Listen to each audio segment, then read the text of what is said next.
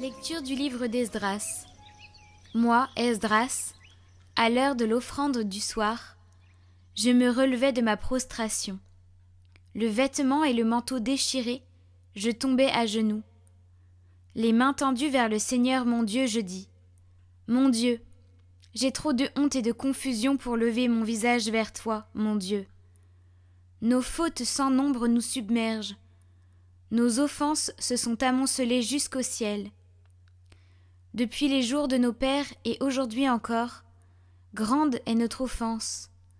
C'est à cause de nos fautes que nous avons été livrés, nous, nos rois et nos prêtres, aux mains des rois étrangers, à l'épée, à la captivité, au pillage et à la honte, qui nous accablent encore aujourd'hui.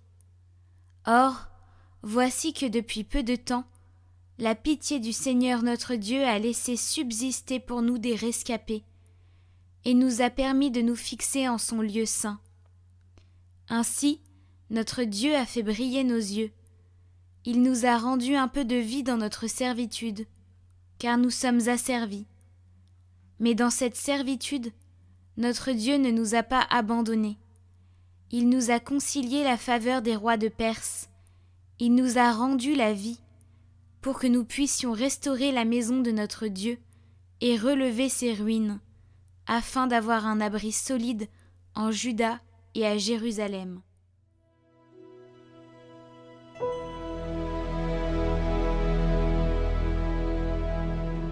Béni soit Dieu, le vivant, à jamais. C'est lui qui châtie et prend pitié, qui fait descendre aux profondeurs des enfers et retire de la grande perdition. Nul n'échappe à sa main. Rendez-lui grâce, fils d'Israël, à la face des nations, où lui-même vous a dispersés. Là, il vous a montré sa grandeur. Exaltez-le à la face des vivants.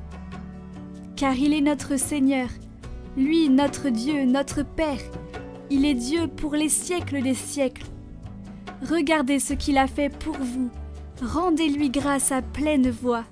Bénissez le Seigneur de justice, exaltez le Roi des siècles.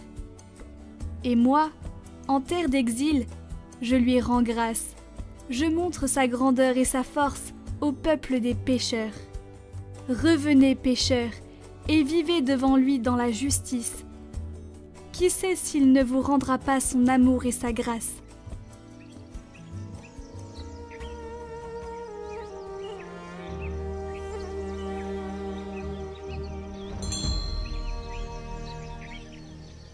Évangile de Jésus-Christ selon saint Luc.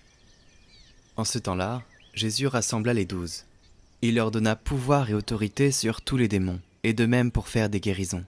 Il les envoya proclamer le règne de Dieu et guérir les malades. Il leur dit : ne prenez rien pour la route, ni bâton ni sac, ni pain ni argent. N'ayez pas chacun une tunique de rechange. Quand vous serez reçus dans une maison, restez-y. C'est de là que vous repartirez. Et si les gens ne vous accueillent pas, sortez de la ville et secouez la poussière de vos pieds. Ce sera un témoignage contre eux. Ils partirent, et ils allaient de village en village, annonçant la bonne nouvelle, et faisant partout des guérisons.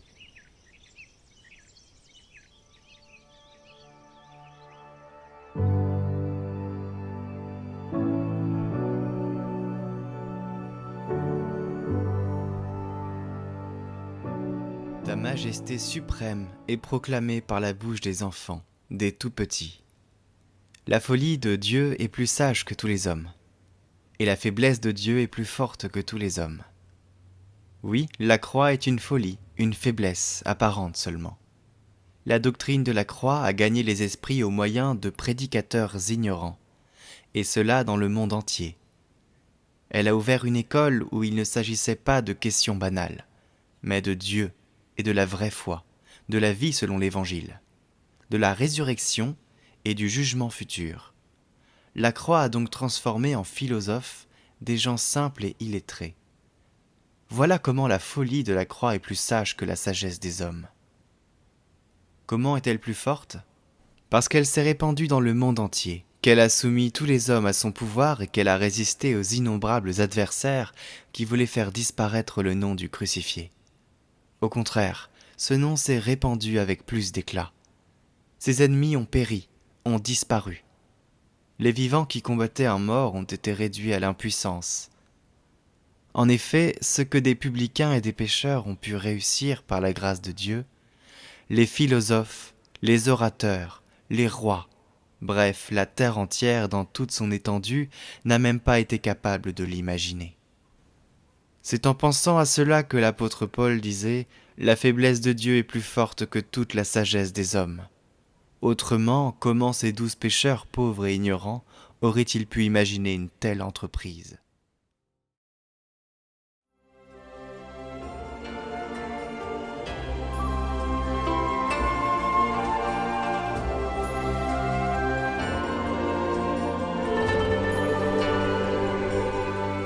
Neuvaine aux Saints Archanges.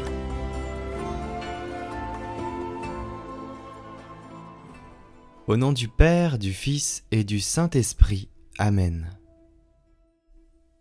Je confesse à Dieu Tout-Puissant, je reconnais devant mes frères que j'ai péché, en pensée, en parole, par action et par omission. Oui, j'ai vraiment péché. C'est pourquoi je supplie la Vierge Marie, les anges et tous les saints, et vous aussi, mes frères, de prier pour moi le Seigneur notre Dieu.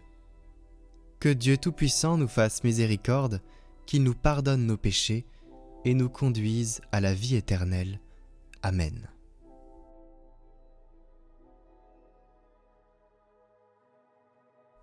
Venez à mon secours, je vous en supplie, glorieux prince, Saint Raphaël, le meilleur médecin des âmes et des corps. Ô vous qui avez guéri les yeux de Tobie, donnez à mes yeux la lumière physique et à mon âme la lumière spirituelle. Éloignez de moi toutes les ténèbres par vos célestes supplications. Saint Raphaël, guide charitable des voyageurs, vous qui par la vertu divine opérez des guérisons miraculeuses, daignez nous guider dans le pèlerinage de cette vie et guérir les maladies de nos âmes et celles de nos corps. Ainsi soit-il.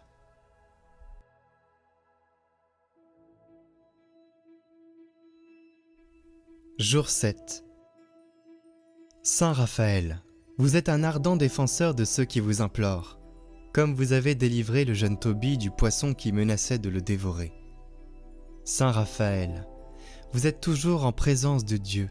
Par vous, la tendresse du Père, la médecine du Fils, la joie du Saint-Esprit sont distribuées à l'humanité voyageuse, avec la puissance d'un esprit angélique et l'amour d'un noble cœur.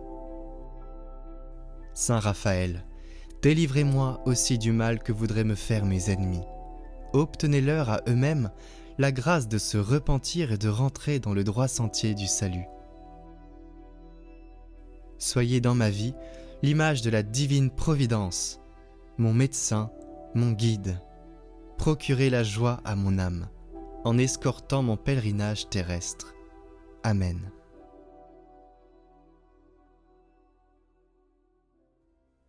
Seigneur, nous te confions nos intentions.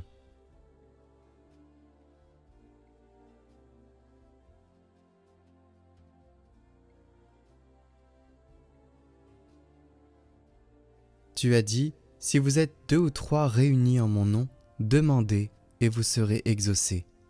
Alors en présence des anges que tu nous as permis de connaître, nous te prions pour nos intentions, avec la prière que tu nous as enseignée, afin que tes serviteurs les déposent devant les marches de ton trône.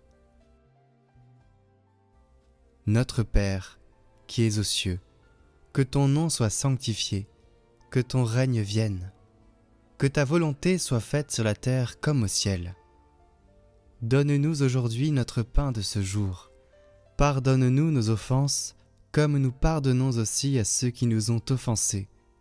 et ne nous laisse pas entrer en tentation, mais délivre-nous du mal. Amen.